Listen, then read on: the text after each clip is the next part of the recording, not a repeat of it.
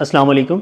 मैं Mohammad Bilal Askar Aspire college Jhang mathematics department के साथ प्यारे बच्चों के साथ मौजूद हूँ। बच्चे, हमारा जो नेक्स्ट लेक्चर है वो लेक्चर नंबर 15 आज स्टार्ट होने जा रहा है और हम लोग चैप्टर नंबर 6 जो है वो स्टार्ट किया हुआ है हमने सीक्वेंस एंड सीरीज़ के बारे में। चैप्टर नंबर 6 में बच्चे हमने जो पहले बात की थी वो सीक्वेंस के बारे में बात की थी। सीक्वेंस किसे कहते हैं और सीक्वेंस की हमने एक दो टाइप्स भी पढ़ी थी। दो टाइप्स होती हैं कि सीक्वेंस में फाइनाइट सीक्वेंस किसे कहते हैं और इनफाइनाइट सीक्वेंस किसे कहते हैं। सबसे पहली बात तो ये, मैं सीक्वेंस के बारे में दोबारा थोड़ा सा रिपीट कर दूं कि सीक्वेंस क्या होती थी। आपने बच्चे ये पढ़ा था कि सीक्वेंस की डेफिनेशन बाकायदा आपको मैंने लिखवाई भी थी, आपने वो की थी।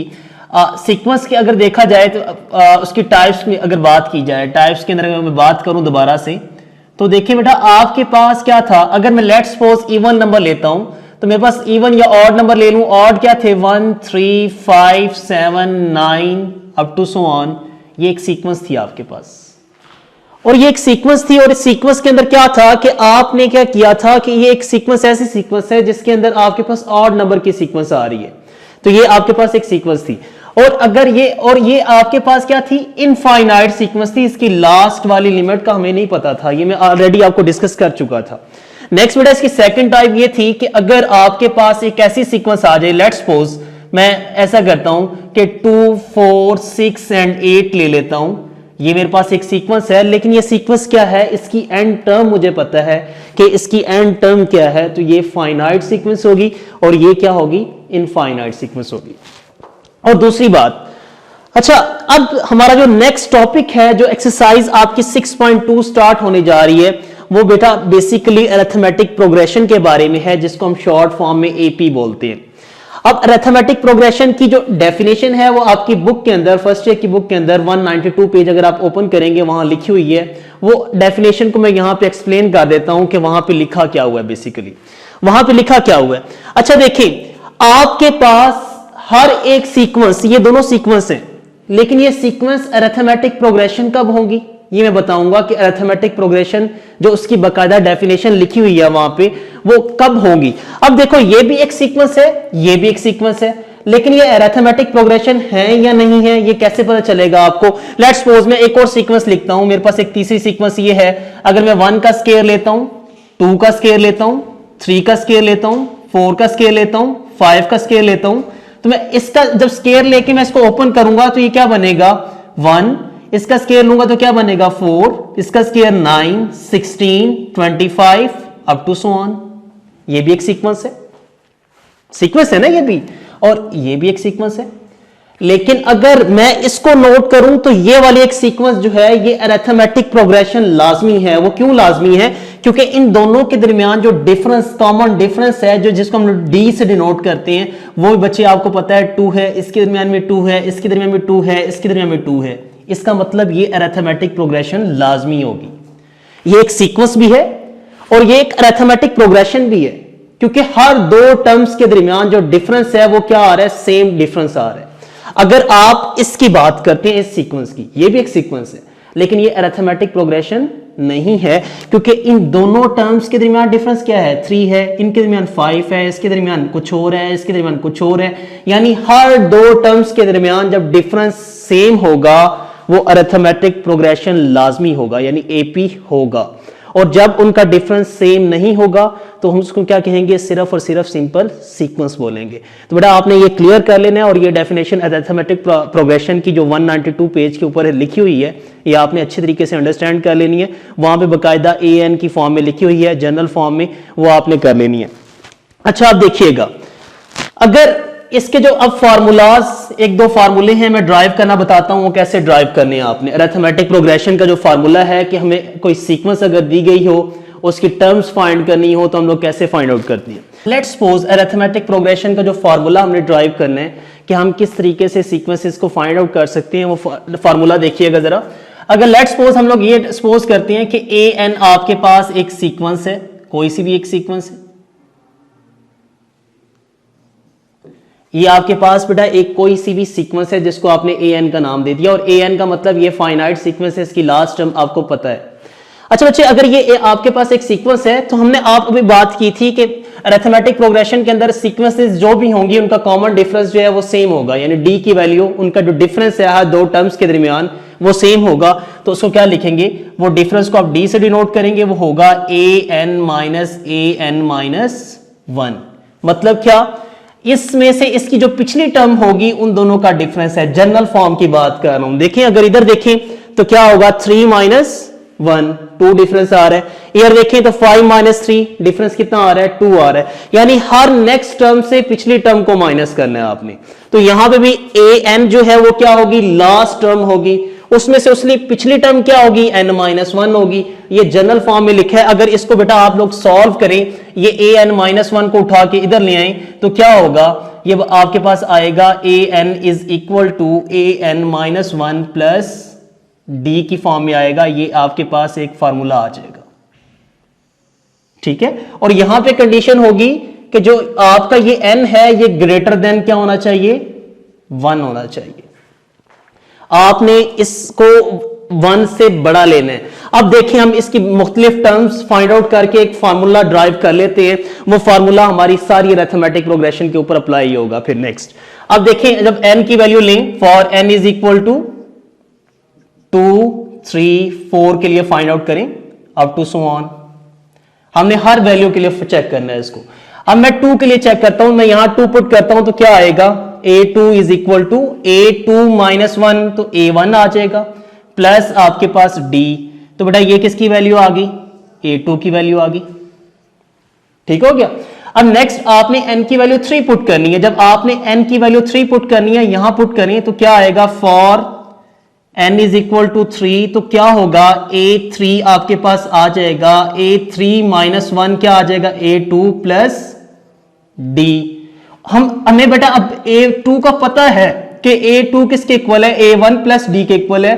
तो यहां पे a2 की वैल्यू पुट कर दें तो क्या आएगा, a1 प्लस d, और ये वाला d फिर अगेन d आ जाएगा, तो ये वैल्यू आएगी a1 प्लस 2d। तो क्या हुआ, a3 की वैल्यू क्या आ गई, a1 प्लस 2d आ गई। तो बेटा आप अगर नोट करें तो आपका a2 भी इन टर्म ऑफ a1 आया है, a3 भी आपका इन टर्म ऑफ a1 आया है। तो a4 जब करेंगे मतलब क्या हुआ, देखिए अगर a2 है ना तो यहां पे भी a1 आया, a3 है यहां पे भी a1 आया, लेकिन a2 है तो 1d आ रहा है, a3 है तो 2d आ रहा है। तो अगर हम लोग डायरेक्टली इसको लिखना चाहें तो क्या होगा, a4 की वैल्यू क्या होगी, वो होगी a1 प्लस 3d। अगर हम लोग a5 की वैल्यू निकालना चाहें तो वो क्या होगी, a1 प्लस 4d। तो बेटा आप इस तरह कंस्ट्रक्ट कर सकते हैं। और अगर आप इसका जनरल फार्मूला लिखना है nth टर्म के लिए तो वो क्या होगा, अगर आपने nth टर्म के लिए लिखना है, an की क्या वैल्यू होगी, an is equal to a1, यानी जितनी वैल्यूज यहां पे थी उसमें से एक कम करना है, तो क्या होगा, प्लस n-1 इंटू d। ये इसका जनरल फार्मूला होगा अरिथमेटिक प्रोग्रेशन का। आपने जितने भी क्वेश्चन इससे आगे करने हैं सॉल्व, वो इसी फार्मूले को आपने फॉलो करना है। और हमारी पूरी 6.2 एक्सरसाइज जो है इसी से रिलेट करती है। इंशाल्लाह भी वो कंटिन्यू करते हैं हम लोग। नेक्स्ट हमारा एक्सरसाइज बेटा 6.2 है और उसका क्वेश्चन नंबर 2 है। ये क्वेश्चन देखिएगा, उसने ये कहा है इफ an-3 इज an, ये इंडेक्स में लिखा हुआ है n-3 is equal to 2n-5, find the nth term of the sequence. बेटा हमने इस सीक्वेंस की nth टर्म बतानी है। अगर आप नोट करें n-3 का मतलब देखें, अगर आपके पास लेट्स सपोज एक सीक्वेंस है, मैं कहता हूं कि मेरे पास एक सीक्वेंस है 1, 2 up to so on, last term अगर मेरे पास n है, n से पिछली टर्म क्या होगी, n-1, उससे पिछली क्या होगी, n-2, और उससे पिछली क्या होगी, n-3। यानी जो फोर्थ लास्ट टर्म होगी वो आपको गिवन है, उसने दी हुई है। क्या दी हुई है, फोर्थ लास्ट टर्म, यानी n से पीछे n-1, फिर n-2, फिर n-3, यानी जो लास्ट फोर्थ टर्म है वो आपको उसने दी है। और उसने ये कहा है nth term of A sequence, जो भी सीक्वेंस है, हमें सीक्वेंस का नहीं पता, मैं सिर्फ ये तो मैंने सीक्वेंस बताई है खुद से, ये सीक्वेंस ये वाली नहीं है जो यहां लिखी हुई है, बल्कि हमने उस सीक्वेंस का बताना है कि उसकी लास्ट टर्म कौन सी है। ठीक है, तो जब मैंने इसकी लास्ट टर्म फाइंड करनी है तो इसका सोल्यूशन देखिएगा। सोल्यूशन क्या होगा, आपको गिवन दिया हुआ है, गिवन डेट क्या दिया हुआ है बच्चे, an-3 is equal to 2n-5। मैं करता हूं इस n को रिप्लेस कर देता हूं n+3 के साथ, तो लिखें रिप्लेस n बाय n+3। जब मैंने n+3 से रिप्लेस किया, इधर भी रिप्लेस कर दें, इधर भी रिप्लेस कर दें, सो क्या आएगा आपके पास, a n की जगह क्या आ जाएगा n+3, -3 ऑलरेडी है, -3 लिख दें, इज इक्वल टू क्या आएगा 2 इंटू एन की जगह आ जाएगा n+3 इंटू -5। तो बच्चे ये 3 इस 3 से कैंसिल हो जाएगा, तो क्या आएगा an इज इक्वल टू, इसको मल्टीप्लाई करवाएं 2n, 2 3 6 -5, तो बेटा क्या आ जाएगा an is equal to 2n, 6 में से 5 निकाल दें तो क्या आएगा बेटा +1। तो बेटा आपके पास ये क्या आ जाएगी, उसकी nth टर्म रिक्वायर्ड जो होगी वो आ जाएगी। देखें दिया क्या था आपको, 4th लास्ट टर्म दी थी, तो आपने रिप्लेस किया n को n+3 के साथ।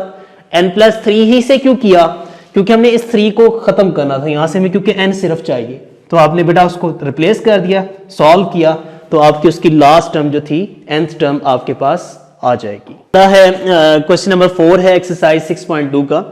इसमें बेटा इसने ये कहा फाइंड द 13th टर्म, आपने 13वीं टर्म उसकी फाइंड करनी है of the sequence x1 2 x, 3 2x up to so on.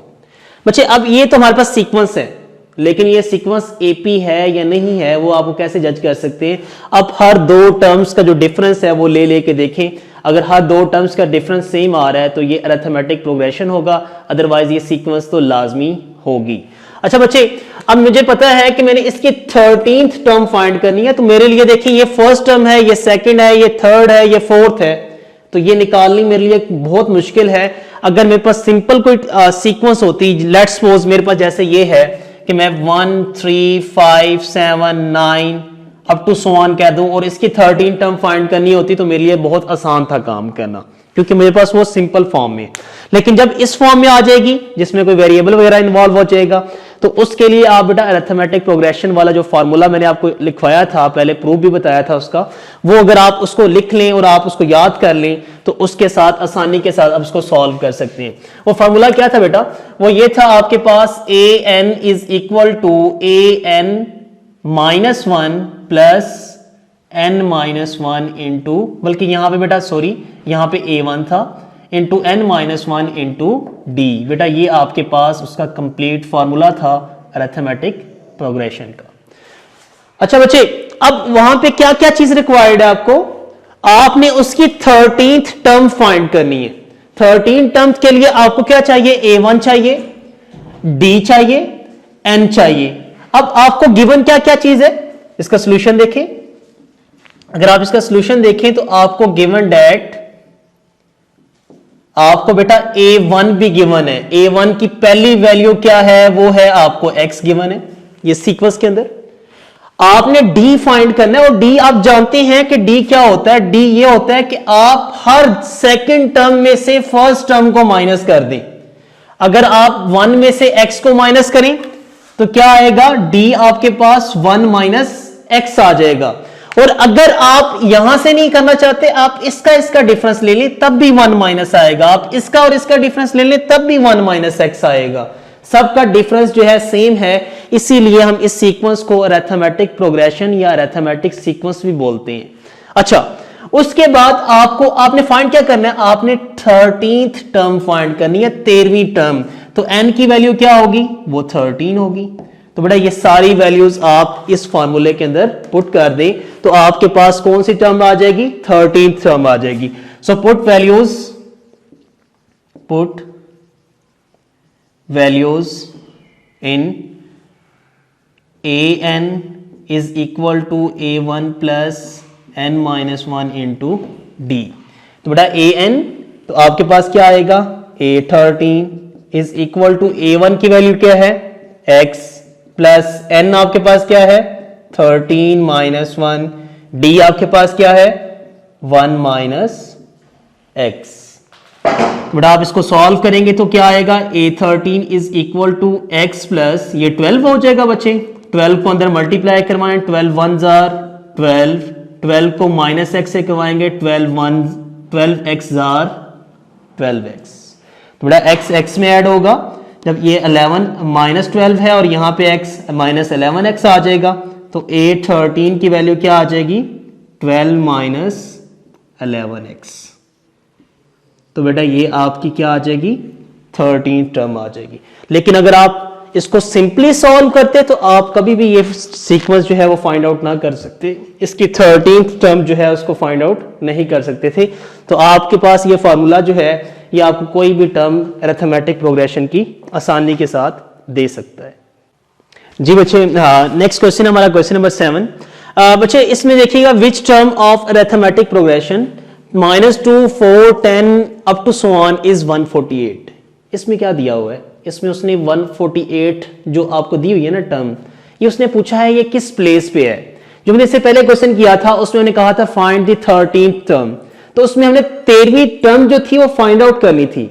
लेकिन यहां पे हमने ये टर्म फाइंड करनी है कि 148 सीक्वेंस में किस प्लेस पे आ रहा है। अगर आप नोट करें, ये फर्स्ट टर्म है, ये सेकंड है, ये थर्ड है, फिर अप टू सो ऑन। हमने इस 148 को चेक करना है कि ये टर्म कहां पे है, किस नंबर पे आ रही है। तो बेसिकली क्या है, ये आपके पास an है, ये लास्ट सीक्वेंस की लास्ट टर्म है। तो आपके पास गिवन क्या दिया हुआ है, सॉल्यूशन में बेटा आपको गिवन क्या दिया हुआ है, गिवन डेट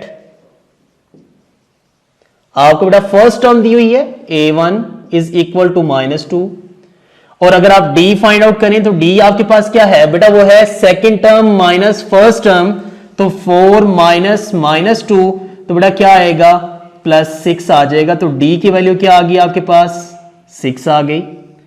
आपको बेटा a1 भी दिया हुआ है, d आपने खुद फाइंड आउट कर लिया उसको देख के सीक्वेंस को, आपको लास्ट टर्म भी दी हुई है, तो इसका मतलब है an भी दिया हुआ है जो कि 148 है। तो आपने फाइंड आउट क्या करना है, तो बेटा आप लिखें वी हैव टू फाइंड, आपने फाइंड क्या करना है, बेसिकली आपने बेटा n की वैल्यू फाइंड आउट करनी है कि ये 148 जो है ये किस नंबर पे आ रहा है। तो आपके पास फार्मूला क्या था अरिथमेटिक प्रोग्रेशन का था, वो था an is equal to a1 plus n minus 1 into d।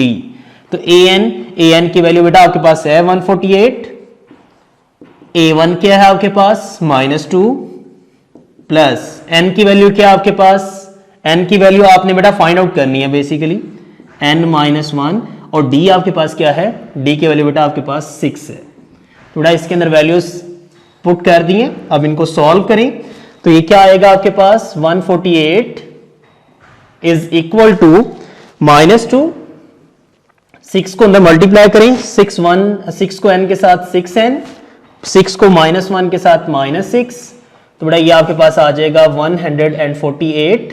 बेटा -6 -2 -8 हो जाएगा, -8 को इधर लेके आएंगे तो क्या हो जाएगा यहाँ पे +8 इज इक्वल टू 6n। तो बेटा ये आपके पास क्या आ जाएगा, 148 plus 8 156 is equal to 6n।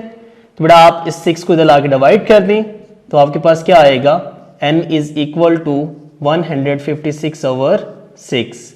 तो बेटा इनकी कटिंग कर दें, 2 3s आर और 2 7s आर 14, 1 कैरी करें, 2 8s आर 16। तो बेटा 3 अगेन कैंसिल होती हैं, 3 1s are 3, 3 2s are 6, 1 carry करें, 3 6 आर 18। तो बेटा n की वैल्यू क्या आ जाएगी आपके पास, 26 आ जाएगी। तो क्या हुआ बेटा, ये n की वैल्यू 26 का मतलब ये है कि जो इस सीक्वेंस की 26वीं टर्म होगी उसके ऊपर 148 होगा। यही आपने फाइंड आउट करना था। जी बच्चे, नेक्स्ट क्वेश्चन है हमारा question number 12, find the end term of the sequence. बेटा आपको एक सीक्वेंस दी हुई है, उसने ये कहा है कि उसकी nth टर्म फाइंड आउट करें। अब देखिए बजाहिर तो हम लोग पहले जो सीक्वेंसेस के बारे में 6.1 में कर रहे थे वहां पे सीक्वेंस फाइंड करना बहुत आसान थी, हम लोग उस सीक्वेंस को चेक करते थे क्या थी उसको फाइंड आउट कर लेते थे। लेकिन अब जब सीक्वेंस आपके पास कॉम्प्लिकेटेड हो जाती हैं तो आप उसको चेक करें कि उनका कॉमन डिफरेंस क्या सेम आ रहा है। अगर कॉमन डिफरेंस सेम आ रहा है तो इसका मतलब है कि आप उसको कैसे कर सकते हैं, अरिथमेटिक प्रोग्रेशन लगा के उसको सॉल्व कर सकते हैं। तो इसका फार्मूला बेटा अरिथमेटिक प्रोग्रेशन का आपने हमेशा याद रखना है, वो क्या था, AP का फार्मूला जनरल फॉर्म में था आपके पास an is equal to a1 plus n minus 1 into d. ये फार्मूला हमेशा आपने याद रखना है। अगर आप सीक्वेंस देखें तो आपके पास ये सीक्वेंस बजाहिर एक कॉम्प्लिकेटेड सीक्वेंस है। हम लेट्स सपोज मैं इसका सोल्यूशन करता हूं। सोल्यूशन में क्या करता हूं मैं? सोल्यूशन में ये करता हूं कि मैं इसके देखें, अगर आप इसका डिनोमिनेटर चेक करें 3 3 3 3 हर जगह आ रहा है, मैं उस 3 3 को बिल्कुल अभी फिलहाल अभी यहां पे इग्नोर कर देता हूं। और ऊपर देखिए तो आपके पास स्केयर भी आ रहे हैं, तो मैं इन स्केयर्स को भी इग्नोर कर देता हूं। तो मेरे पास सीक्वेंस में कौन कौन सी टर्म्स आ रही हैं? सीक्वेंस में टर्म्स आ रही हैं 4 7 10 अप टू सो ऑन। ये सीक्वेंस में टर्म्स आ रही हैं, ठीक है। नीचे वाली टर्म्स मैं अभी फिलहाल नहीं ले रहा, क्योंकि मुझे ये जब भी मैं इसका nth टर्म इस सीक्वेंस की फाइंड कर लूंगा, जब मेरे पास वो nth टर्म आ जाएगी उसका भी स्केयर ले लूंगा, उसको 3 पे डिवाइड करूंगा, बेसिकली मेरा वही आंसर होगा। तो बेटा आप इस सीक्वेंस से अब इसकी nth टर्म फाइंड आउट करें। तो आपके पास यहां से क्या आएगा? a1 आपको बेटा गिवन है जो कि 4 है, और बेटा आपके पास d की वैल्यू निकालनी है आपने। d क्या होगा? d बेटा हर सेकंड टर्म में से फर्स्ट टर्म माइनस करनी है, तो 7 - 4 इज इक्वल टू क्या आ जाएगा? 3। तो d की वैल्यू क्या आ जाएगी? 3 आ जाएगी। तो बेटा d आपने जरूरी नहीं कि फर्स्ट 2 टर्म से फाइंड करना है, नेक्स्ट से भी कर सकते हैं। 10 - 7 करेंगे फिर भी 3 आएगा। a1 भी आ गया आपके पास, और आपके पास क्या आ गया? d की वैल्यू भी आ गई। और आपने कौन सी टर्म फाइंड करनी है? आपने nth टर्म फाइंड करनी है। जब nth टर्म फाइंड करनी है तो n जब फाइंड आउट करनी है तो वो क्या होगा? n की वैल्यू क्या होगी? n की वैल्यू बेसिकली n ही होगी, क्योंकि आपने उसकी nth टर्म फाइंड करनी है। तो n भी आपके पास मौजूद है जो कि n के इक्वल है। सो वैल्यूज पुट कर दें उस फार्मूले के अंदर। जब उस फार्मूले के अंदर पुट करेंगे तो क्या था फार्मूला? वो था बेटा आपके पास an is equal to a1 plus n - 1 into d। तो बेटा n की जगह तो n ही पुट करेंगे। a1 की वैल्यू क्या है आपके पास? 4, n की जगह फिर n, और d की जगह क्या आ जाएगा बेटा आपके पास? 3। तो बेटा इसको सॉल्व करें। an इज इक्वल टू क्या आएगा? 4 प्लस 3 को अंदर मल्टीप्लाई करवा दें, 3n - 3। बेटा इसको सॉल्व करेंगे तो an की वैल्यू क्या आ जाएगी? 3n plus 1। बेटा 4 में से 3 माइनस कर देंगे। ये बेटा सिर्फ आपकी क्या, ये इसके लिहाज से 4 7 10 इसकी जो है nth टर्म क्या आ गई आपके पास? 3n प्लस 1 आ गई। तो बेटा अब इस सीक्वेंस की nth टर्म क्या होगी? So the required nth term of the given sequence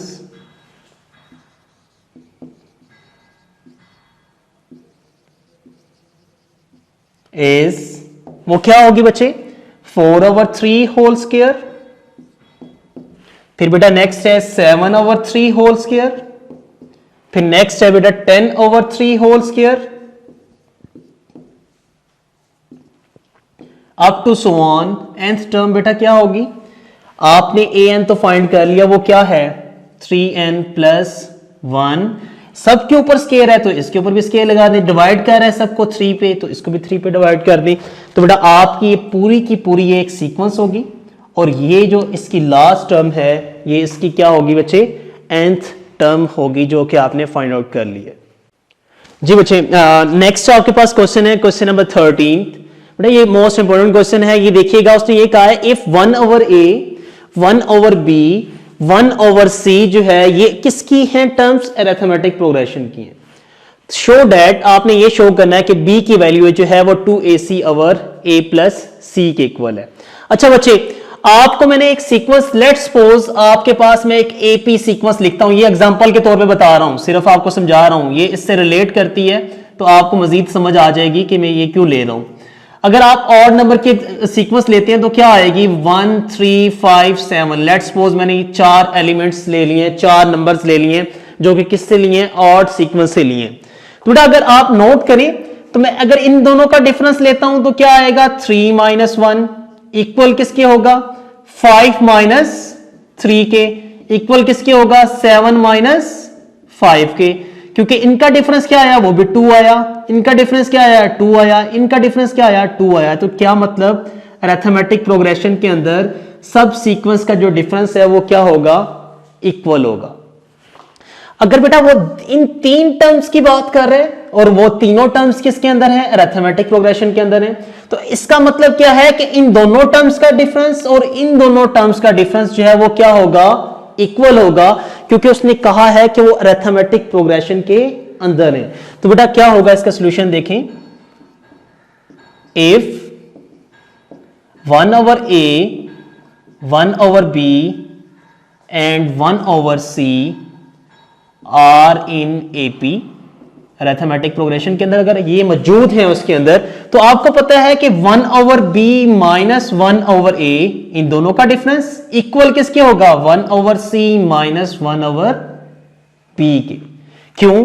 क्योंकि आपने खुद कहा कि जो भी आपके पास, ये मैंने फोर्थ टर्म ली है AP की, तो अगर देखें आपने इनका, मैं क्योंकि कह रहा हूं कि ये AP सीक्वेंस है, मैं कह रहा हूं और बजाहिर नजर भी आ रही है, क्योंकि इनका डिफरेंस इसमें से ये निकालें, इसमें से ये निकालें, इसमें से ये निकालें, तो सबका डिफरेंस क्या आ रहा है, सेम आ रहा है। तो मैं इसको भी तो कह सकता हूं कि अगर ये 1/a 1/b 1/c इन AP के अंदर है, तो इन दोनों का डिफरेंस भी क्या होगा, सेम होगा। जब सेम होगा तो बेटा आप क्या करें, अब B वाले टर्म्स को एक साइड पे कर लें और AC वाले टर्म्स को एक साइड पे कर लें, तो डेट इंप्लाइज 1/b, इस वाले टर्म को भी इधर ले आए, plus 1/b is equal to 1/c, इस 1/a को भी इधर ले जाएं, प्लस 1/a।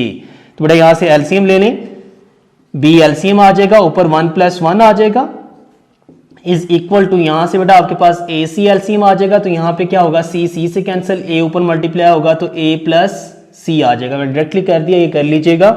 अब यहां से क्या होगा बच्चे, यहां से आ जाएगा 2/b is equal to A + C/AC। अब बेटा यहां से आप क्रॉस मल्टीप्लाई करवा दें, क्योंकि आपने B की वैल्यू फाइंड करनी है, ये प्रूफ करना है।